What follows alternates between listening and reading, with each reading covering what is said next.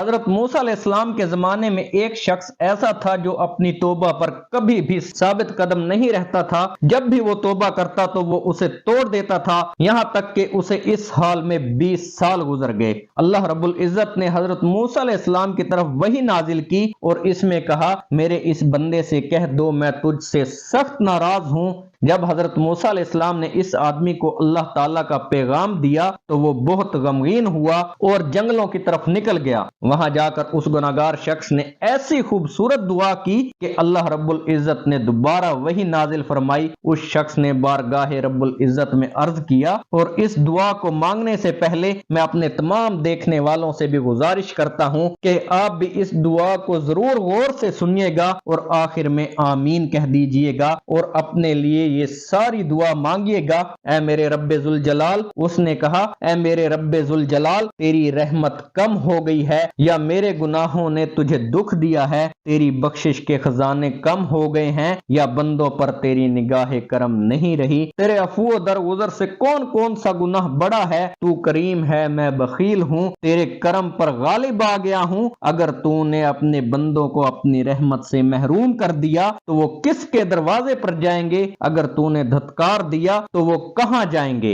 اے رب قادر و قہار، اگر تیری بخشش کم ہو گئی ہے اور میرے لیے عذاب ہی رہ گیا ہے تو تمام گناہگاروں کا عذاب مجھے دے دے، میں ان پر اپنی جان قربان کرتا ہوں۔ اللہ تبارک و تعالی نے جب یہ دعا سنی تو اللہ رب العزت کو بہت پسند آئی۔ اس کی یہ دعا اور اس کا یہ گڑ گڑانا اللہ تعالیٰ کو بہت پسند آیا، اس کا اس طرح عاجزی سے مانگنا اللہ کو بہت پسند آیا، اس کا اللہ رب العزت کی بڑائی کرنا اللہ کو بہت پسند آیا۔ میرے رب ذوالجلال، اے میرے اللہ رب العزت، جس طرح اس وقت آپ نے حضرت موسیٰ علیہ السلام سے فرمایا، جاؤ اور میرے بندے سے کہہ دو کہ تو نے میرے کمال قدرت اور عفو درگزر کی حقیقت کو سمجھ لیا ہے اور تیرے گناہوں سے زمین بھی بھر جائے تب بھی میں تجھے بخش دوں گا۔ اے اللہ رب العزت، جس طرح تو نے اس گناہگار شخص کو بخش دیا ہے، اے رب کائنات، ہم سب مل کر اپنے آپ کو عاجزی کے ساتھ تیرے سامنے پیش کرتے ہیں۔ اے رب ذوالجلال، ہمیں بھی اس طرح معاف فرما دے۔ اے رب ذوالجلال، ہم انسان کو تائیوں کے منبع ہوتے ہیں، اے رب کائنات، ہم سے خطائیں ہو جاتی ہیں، لیکن اے اللہ رب العزت، تیری عنایتیں